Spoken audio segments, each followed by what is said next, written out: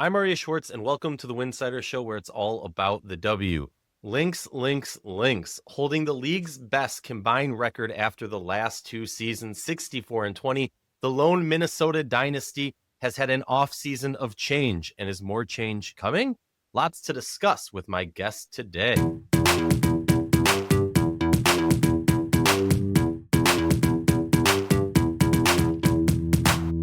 Before we get into today's show, just a quick reminder, Winsidr is a fully independent WNBA news site with everything we do being supported by listeners like you. If you enjoy what we're doing here, you can keep it going by joining our Patreon at patreon.com/Winsidr. That's patreon.com/Winsidr. With pricing levels for everyone, you directly support the hard work we're doing to cover the W year round.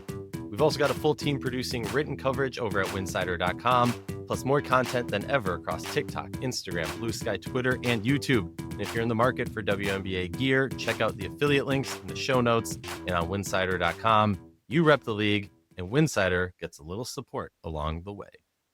Welcome back to the show. Excited to be here. My guest today is Lynx beat writer Andrew Dukowitz.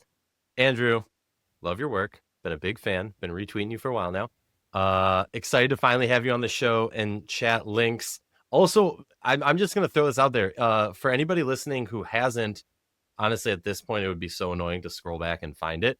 You had some amazing mathematical breakdowns during the CBA negotiations as information was leaking out. And I really appreciated it because while I always had a sneaking suspicion of certain things, when somebody who you trust does the math, and with like a disclaimer of like, hey, maybe my numbers are a little bit off, I've double checked it, blah, blah, but like I can go into it and read that and feel like, oh, this backed up what my gut feeling was. So very appreciative on a personal level. And as a WNBA fan, blah, blah, blah. Talk a little. How you doing? What's going on? Good, man. Lynx training camp in effect.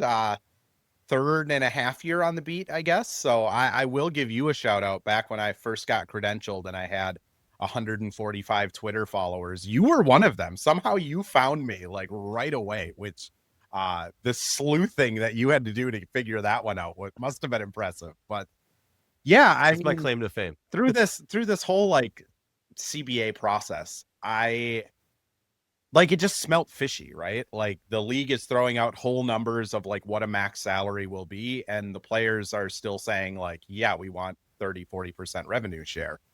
And it's not that difficult to just find information on what basketball related revenue was for the WNBA last year. Like most of the TV contracts are like publicly traded. The league doesn't post any of their profits or anything publicly, but like you can do a very minimal amount of Googling and find out most of the information. And you just kind of backtrack and it's like, yeah, what the league started out offering was the same or less than the revenue share that the players have gotten really since 2020, which of course it then lasts 6 months of holdout because the players aren't going to just accept the same deal knowing that, you know, the TV contracts especially are going to go from like 40 million in 2025 or 2024 to between 300 and 400 million in 2026. Like that's insane that the players would accept that. But I think the last kind of CBA thought I had just recently is like, I think a lot of people were kind of down on the players for taking the 20% revenue share. But then if you just do the math on how many millions of dollars are going to be sent out to past players in this kind of like reward system for terms of service, they probably gave up like 10% of revenue share to reward past players, which talked to Waylon last night. She's pretty pumped to get some yard work done. And, you know, next vet bill will be a little bit more affordable with that check coming in the mail. Sarcastic as always, but just like CBA talk, shout out to the players because I don't think there's another league that just was like, no, these players were playing for peanuts. I mean, K-Mac with third overall pick and made $40,000 her rookie season. Like that's not a livable wage.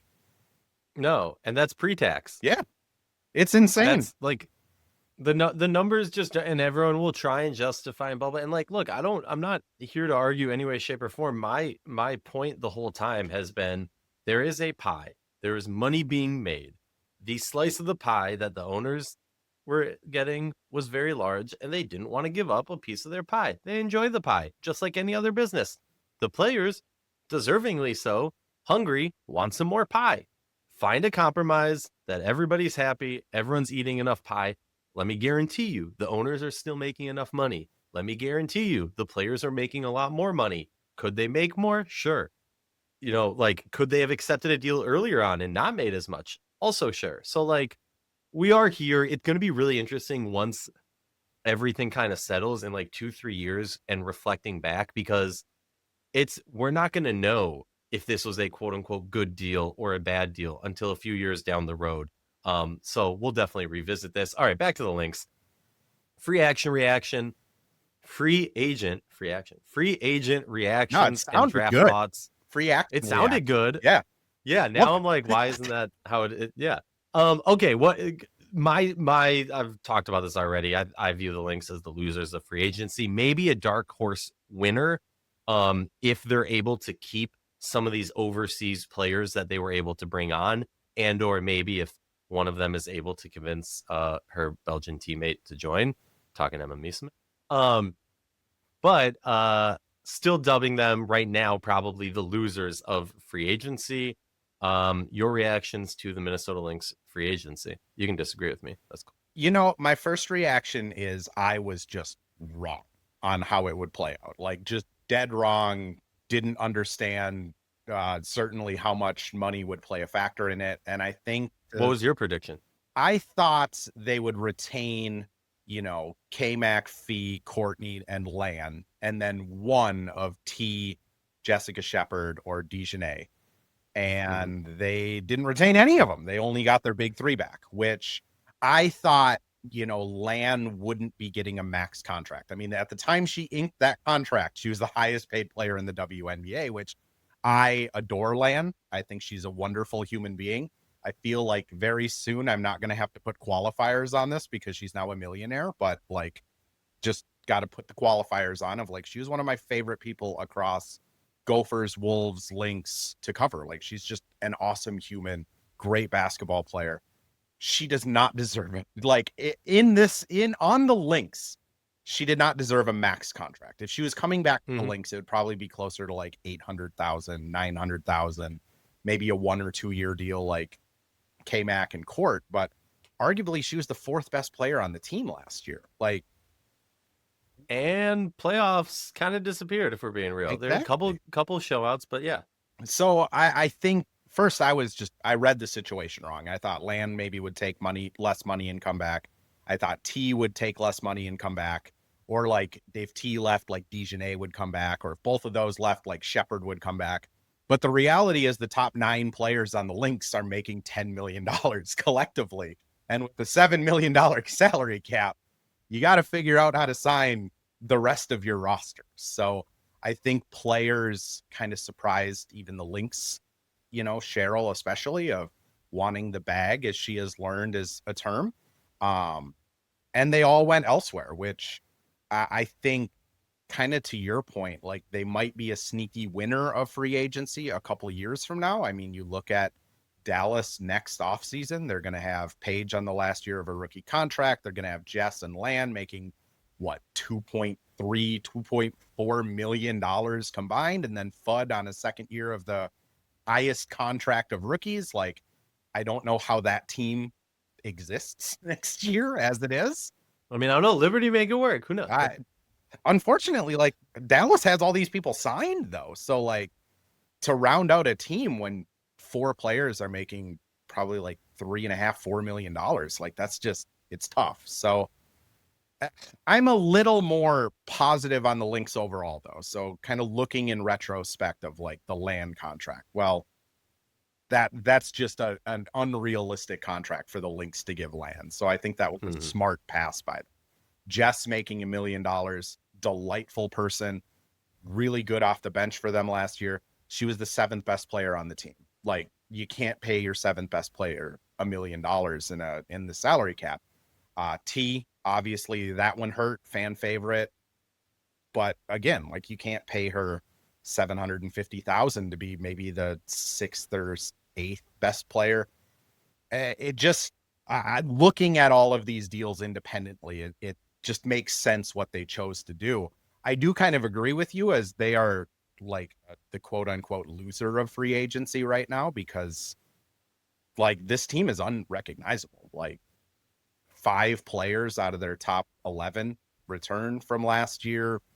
3 of their top 9 returned, and Fee is going to be out for at least a couple months here.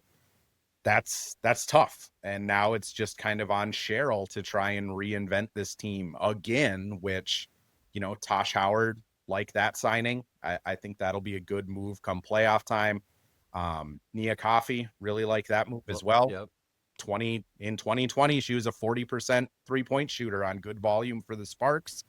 I kind of anticipate Cheryl will figure out how to get that out of her again. And Olivia Miles seems like a heck of a prospect. So I think that this offseason 2 years from now, we'll look back on it and say, you know, this was a pivot in the franchise, and maybe we're looking back a little more fondly, but boy, did it sting. Like, it stunk for fans, writers, Cheryl, everybody in that building. It was hard to explain, like the press conference with Court, T, and Fee, because it was almost like a funeral vibe where it was just no one knew what to say. I'll add to this, like, something had to change. Like, let's be real. Yes, they had the best record the past 2 years, but like New York Liberty are actively making you didn't win it. First of all, you didn't win a championship in those 2 years. So yes, you had the best record. It means nothing, like, to be blunt, except that you're getting a worse draft pick. And then you look at what Vegas is doing. Vegas is poised for greatness still.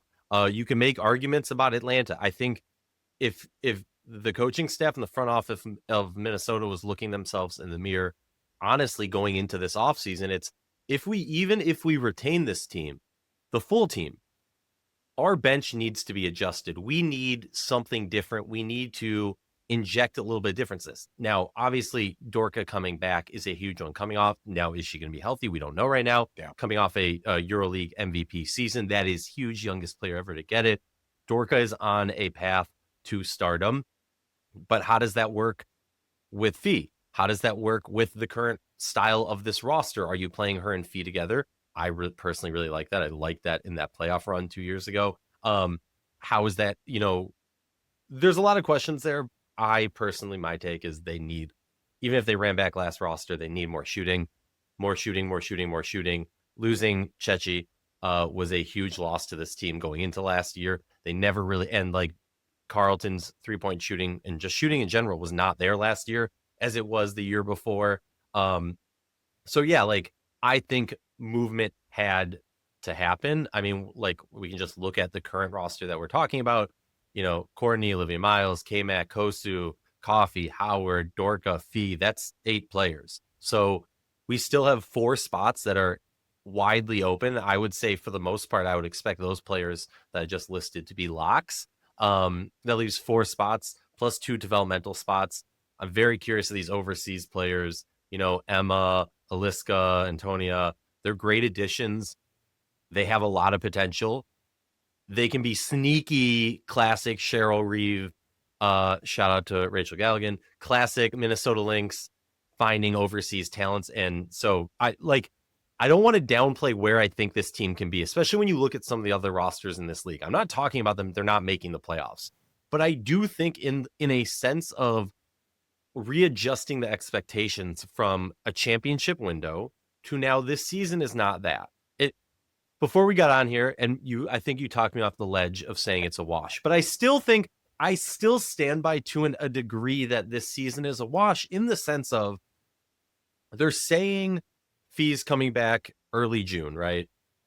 That's less than a month or a month into the season, let's say, right? Not the biggest deal. As we said, you don't just all of a sudden plop back in and you're running 40-minute games, right? Like, there's going to be a period of time. End of June, maybe she's playing 15 minutes. Mid-July, maybe finally she's back to her, 30-plus minute games. Maybe. So, like, we're talking about a situation where the team isn't even at its full. Now, that's an argument for a great aspect. You have a Cheryl Reeve, greatest coach in WNBA history. get to the playoffs and just charge through. And I get that.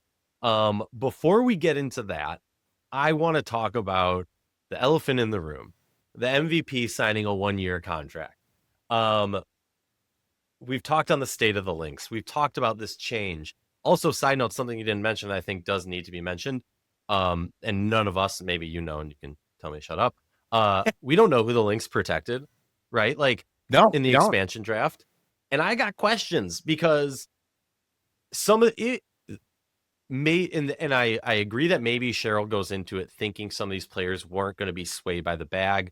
I think that would be a little naive of her, but also even in those situations of not assuming they're leaving for the bag, kind of hedging your bets and maybe locking down a Masha or one of these other players might have been a little bit smarter for trade value or just for this next season situation. But the one thing that I wanted to say was Carrington's injury and Minnesota not wanting to go into the season with Carrington and Fee, 2 impact high players hurt, not knowing the situation. I totally understand why.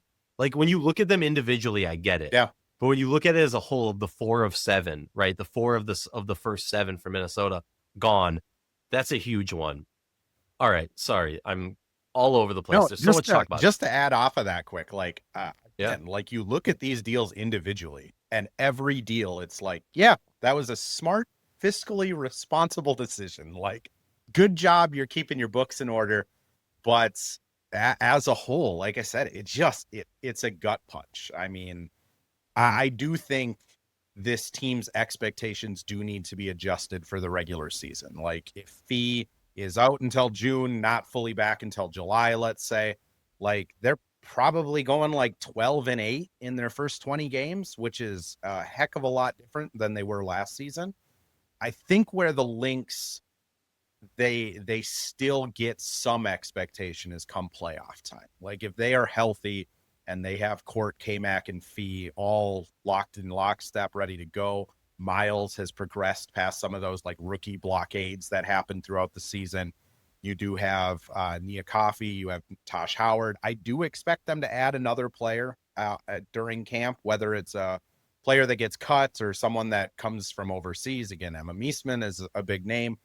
And then Dorka, if she's good, like this is going to be a team that's 7 deep at the moment. And that top 7, I mean, potentially could have 3 all-stars again this year, which that's a team that then you're a Stewie sprained ankle away from being in the finals. And then and then who knows? I mean, again, in modern basketball, you shoot 60% from 3 one game, you steal it. No team can come back against that.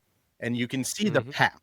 They're still probably like the 4th or 5th best team right now in the league, I would say. I think Atlanta, who you mentioned, I think they're going to be a juggernaut. You know, Aces, Liberty are pretty. Indiana, even.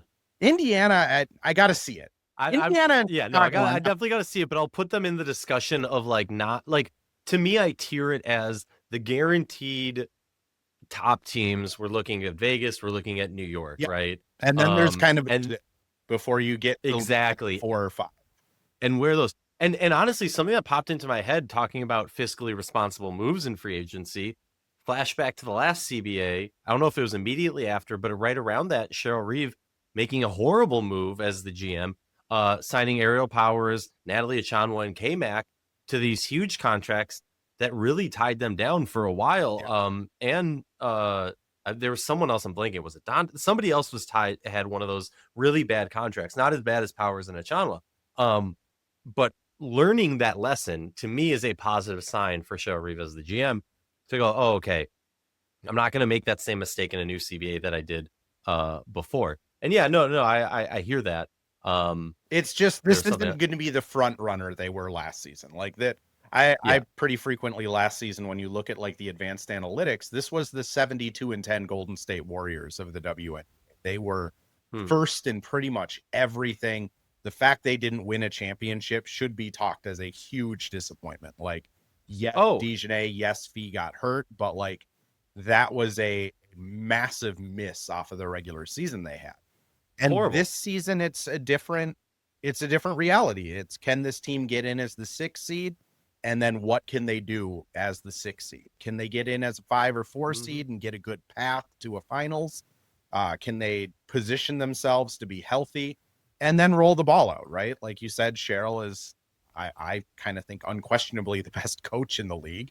And this team is going to be good when they're full strength. It's going to be a tough start to the season. I mean, these players are still learning fun facts about each other. No one knows each other. Answer me this. Like, when you think back to last season and how the Lynx changed from, because people also forget Fee had a midseason injury also, how the team changed from, and that's obviously it's a completely different roster, completely different team. You know, that team I think was more built around Fee than necessarily this team is. That other team was built to like prop her up. But you know, 2 years ago she had an injury also, and the team looked great when she was gone. Last year she's gone, the team looks pretty good, then starts to sputter a little bit. Then she comes back and they struggle, and then they find their path again, but they never really looked like that same top team. So I'm kind of curious of how that plays into this year. But all right, we've been skirting around this elephant in the room. On a scale from Courtney Williams' self-confidence to Cheryl Reeve jacket toss / ejection, where are you on Fee staying a Lynx, either for this whole year or after the year for an extended period of time? Because that's the question we're all asking. Fee signs a 1-year contract. I think it's pretty, like, look, let me just lay out for anyone who doesn't know. You can make the argument that says the team was a little bit hesitant to offer a longer term contract coming off of those injuries. I don't buy that because I think she's the face of the franchise. She's the team. You sign her to a multiple year, or you want to sign her to a multiple year. Worst case, she comes back and she is not the player, but she's earned that commitment from you as a team. So for me, I'm saying this based off of my own knowledge, not anything else. Like, it just makes sense that this was not a team decision, but a player decision. So that gets me concerned. Now, obviously, I'm putting together the puzzle blind, but that gets me concerned. That's why I'm asking this question. On the scale that you gave, I think I would rate it as Dejanay grabbing Bridget Carlton's towel to cover up a Cheryl crash out level of concern. There is some concern there, enough. The perfect answer. Enough to grab BC's towel to try and block out a fraction of a frame. Wait a second. How did that not guarantee Carrington a spot on this roster? That's the real question. That will be my Halloween costume. This Halloween is just the Gatorade towel that Dejanay stole from BC. No, it's gonna be auctioned on eBay. It needs to be. Dejanay could make some money off of that.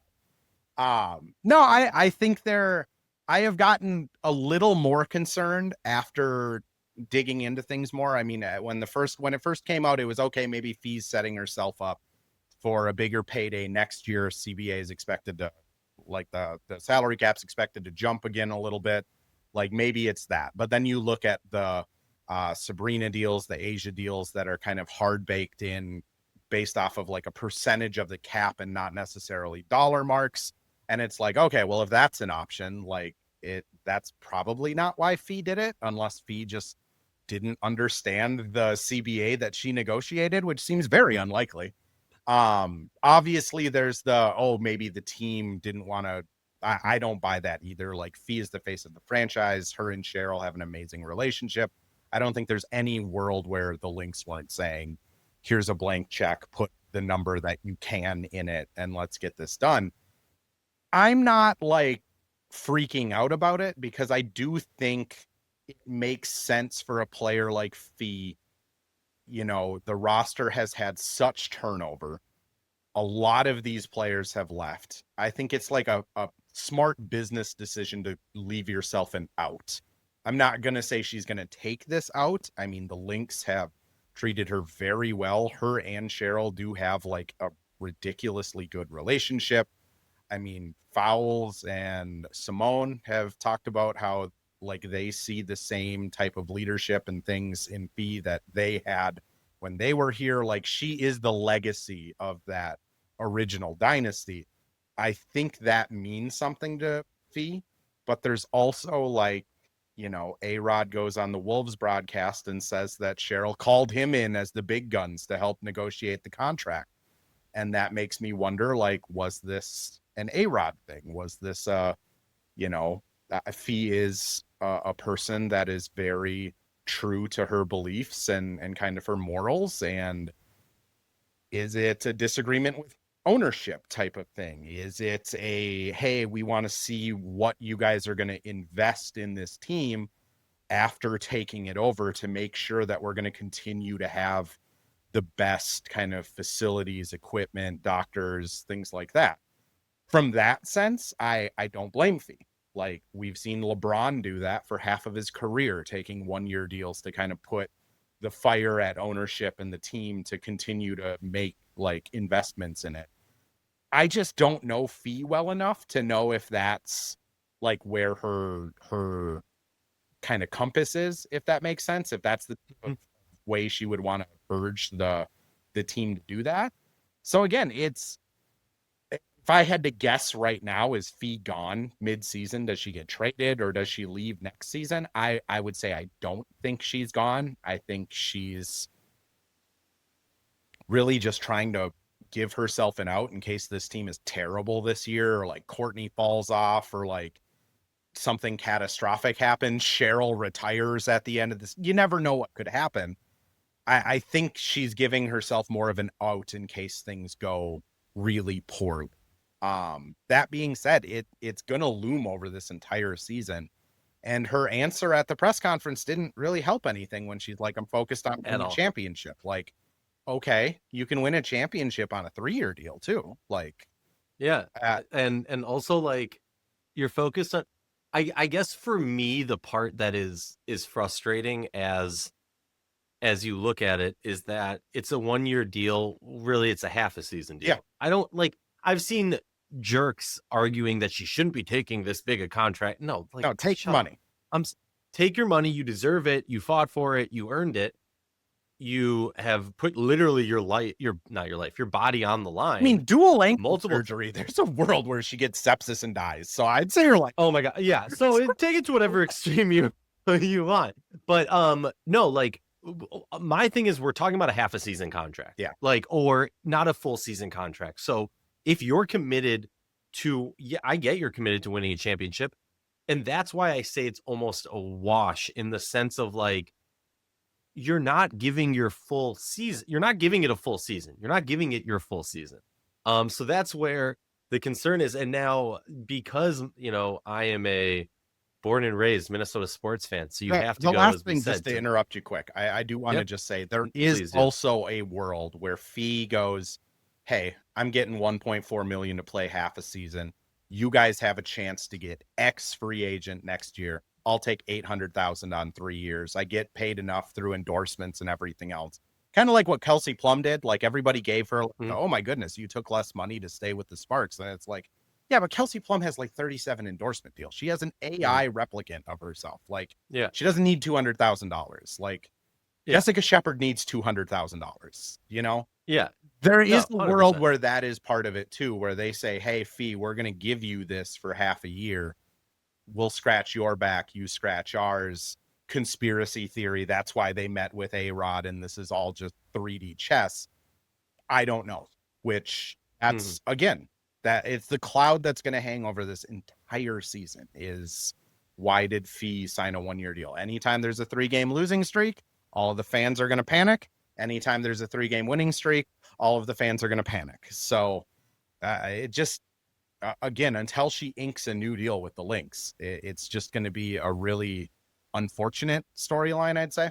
But continue. Yeah, no. I wanted to add that. No, totally. And I'll add, like, to your point about the new ownership, like, I've been very critical of this new ownership. We have not seen them, at least from my understanding, at many Lynx games. No. We have not seen them as vocal, as forward-facing towards the Lynx. And that's why, I've seen a lot of pushback. Oh, there was the lawsuit, and they were told they had to stay away from the team and blah, blah. That did not stop them from being at every single Timberwolves game when they were in their playoff run. That did not stop them from meeting with the Timberwolves on side meets and things like that. So, like, don't give me this. Like, we have not seen, and let me be abundantly clear, were the past ownership of the Lynx perfect? No.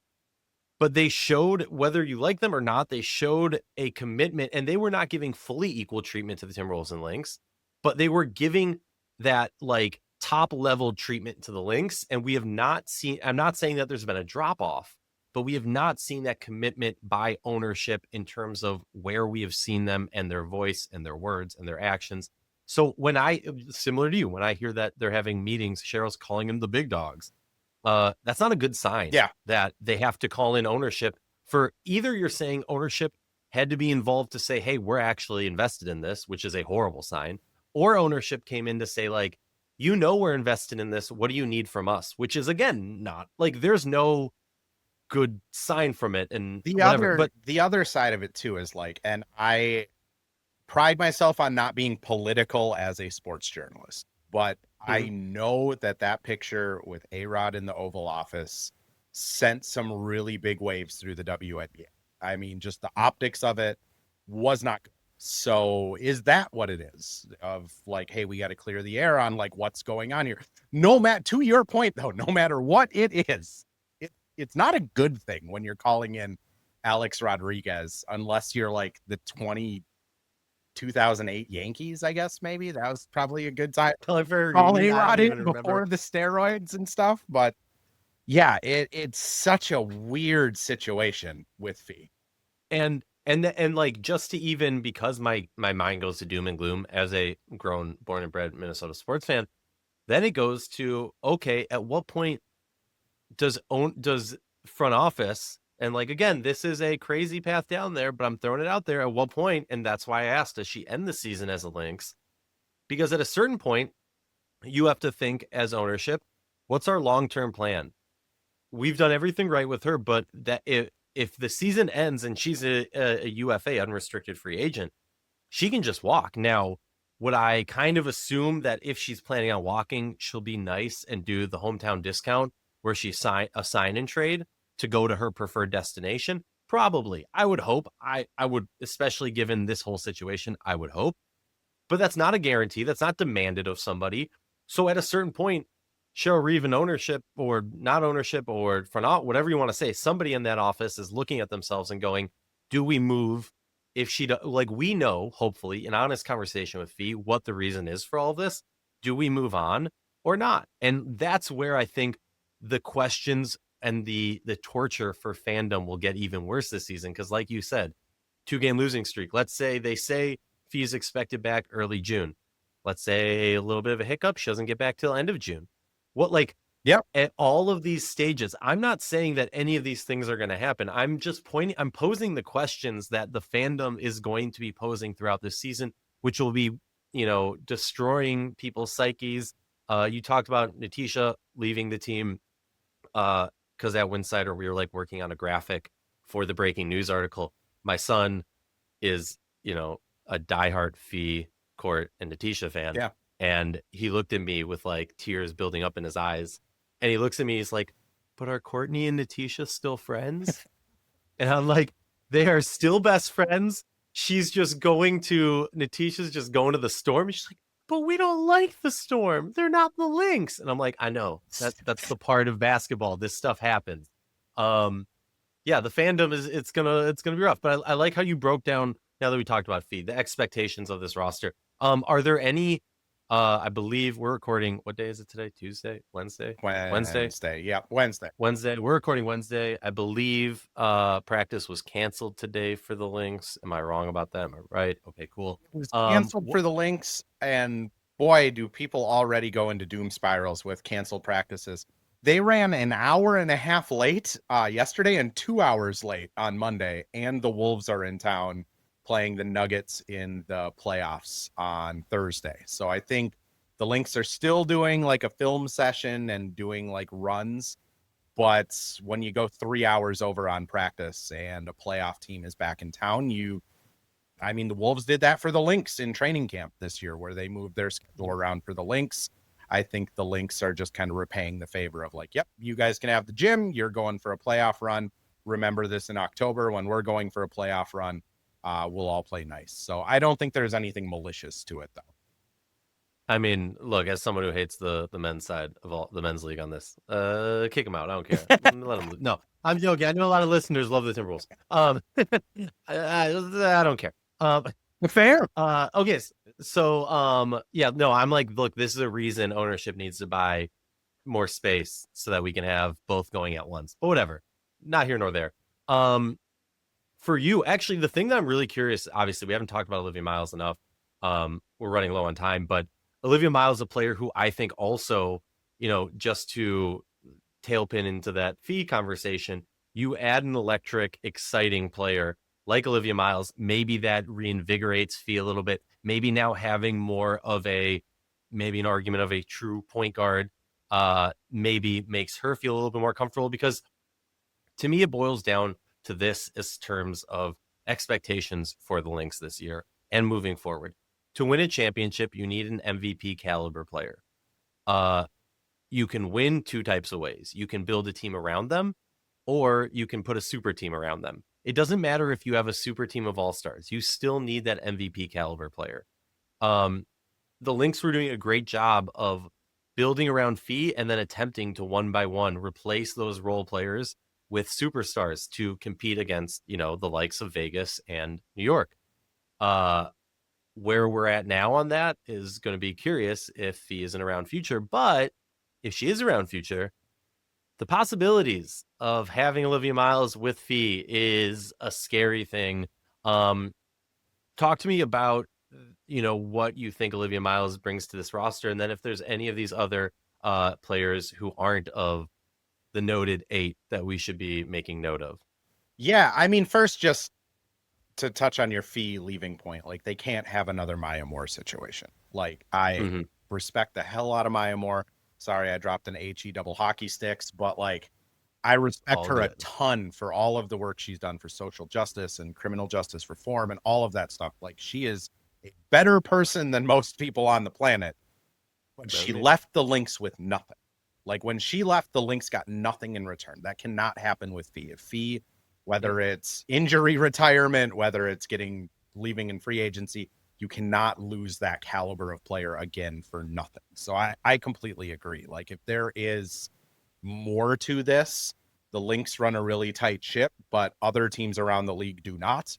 If there is more to this, there is going to start being like trade rumors, like Atlanta is sniffing around to see what the status is on Fee. Like, it will start if there's more to this, which I think that's just important to acknowledge, that like that would be worst case scenario. Training camp, like, Olivia Miles is just awesome. Like, first off, as a personality standpoint, she's super interesting, like really into video games, working out stuff with 2K right now to get an NBA 2K. Super like outdoorsy, just seems like a fun personality, really funny, charming.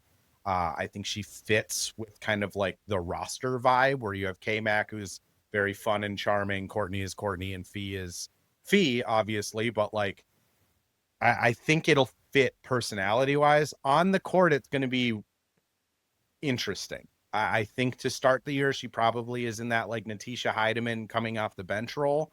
And maybe you're seeing Nia Coffey start at 3 and they're just kind of winging it to see what happens. I kind of expect them to run a 3-guard lineup by the end of the season. Like, I do think Court and Liv can play together. I think Court's ability to just run off pick and rolls and get to the mid range and just snipe, as well as kind of dive under the rim and kick the ball out. And now you have Liv, who just has this all world kind of court vision. If she's getting a kick out pass, like, that is going to be light years better than BC getting the kick out pass last year. Like, I think it's going to be a fun on-court product with her, K-Mac, and Court by the end of the season. Again, beginning of the season, it's going to be weird, though, because Courtney for the last 3 years has tried to reprogram her brain into being a lead point guard and making all of these right decisions. Now she doesn't have Fee, and I think they're really going to embrace kind of the Courtney Williams chaos of, hey, you got to go out and win this one, which that's going to be really interesting to see. K-Mac also looks like she's in the best shape of her life, honestly. I mean, talked about it yesterday. She lost 16 pounds from the end of the last season, and it's put on all muscle to replace it. So I think she's going to be poised for a really good start to the season as well. Kind of down the roster, though, I think Jalen Sherrod is going to make this team. They, extended that qualifying offer right away. They really like her in the building, good personality fit. Lonnie White from Utah, I think they were pretty excited about when they drafted her. Near 40% 3-point shooter, kind of a 3-and-D player. Seems like she's just a really serious human being, which Cheryl likes those people as well. You mentioned the 3 Euro players coming in. I mean, we haven't really seen much of them because they're all in Europe still playing, and Ola we haven't seen because she's still in Russia playing. I kind of expect Ola to get maybe a little bit more run this year, just to see how she's progressed over the last year. Aubrey Griffin, I think, is an interesting prospect as well. Spent all year with the team last year as an injured member. She knows the system. Last person I'll just mention, Amaya Battle, Gophers standout, Hopkins grad. Second best player on that Sweet 16 team. Waylon recruited her to stay in Minnesota when she was in high school. And like, I covered the Gophers women this year. There's just something about her. Like, she'll go 1 for 7 shooting and then grab 9 rebounds as a guard.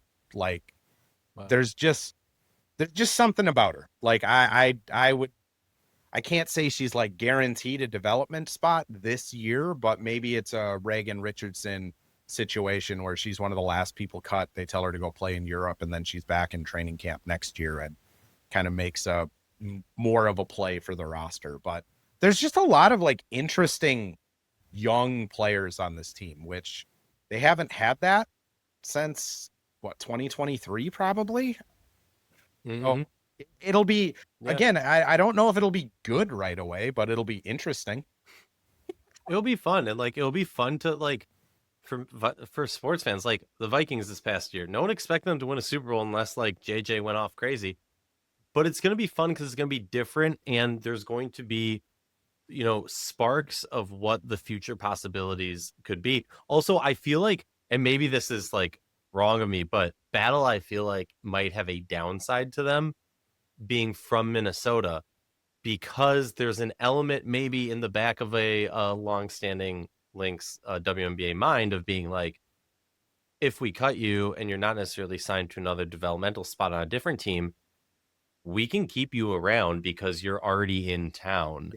Which is like dark secret of the W. It's pretty like, this is a common thing that teams keep players around, say, hey, we'll put you up in a hotel for a while. Yeah. Stick around. You're not taking part of team practices. Maybe they, you know, get you a pass to Lifetime and you can go play at this Lifetime. And some of the teammates randomly show up like later that, like, that's a thing that happens across the W. Like, that's why often media members will be like, hey, isn't that, you know, so-and-so, you know, Lonnie White sitting in the back row of the Sparks game there? Like, wait a second, that player was cut. Yes, that, like, there's some, you know, fudging in a variety of ways. Definitely excited to see kind of how that bangs out. But also, I'm AD, like Antonia, I'm excited about because experienced enough, has some skill, but also, as we talked about, that big Emma Miesemann, the white whale, as you might want to call it, or whatever the term is, that Cheryl Reeve trying to finally get that super big superstar free agent. Last any other final thought? Yeah, positive. Like, this team's going to be pissed all year. Like, oh yeah, Cheryl's going to be pissed as soon as she's happy now. She's stand-up comedian Cheryl now. We love Cheryl Reeve. I'm so appreciative for all of the videos and clips that she gives me where I ask a question and she's like, I know it'll go viral. And I'm like, yes, you do, Cheryl. Appreciate it now. But once that regular season starts, like, this team they take all of this personal. So when Fee comes back, it is going to be a ticked off Nafisa Collier. K-Mac and Corner can be ticked. And when you have a ticked off Cheryl Reeve, things usually go right. Yeah. And hey, my faces might be, you know, some of my quotes and face might be stapled to a pinboard or whatever they call it. But hey, just giving my thoughts, giving my insight. Any final thoughts on the Minnesota Lynx 2026 off season, in season, upcoming season, anything like that? I mean, just what I'd say is, if you are in Minnesota and haven't gotten out to Lynx games, they're just a ton of fun. Like, I know I have crossover with Gophers. I have crossover with Wolves. I think a lot of just basketball fans sometimes need like coaxing to go to their first Lynx game. But like, I never hear people say they regret it. And this year, the Upper Bowl is going to be open quite a bit. I've heard that they're thinking about opening it for every game. The tickets are going to be a little bit more affordable. Like, just go check it out. Like, it is a good product. It's fun. The atmosphere is great.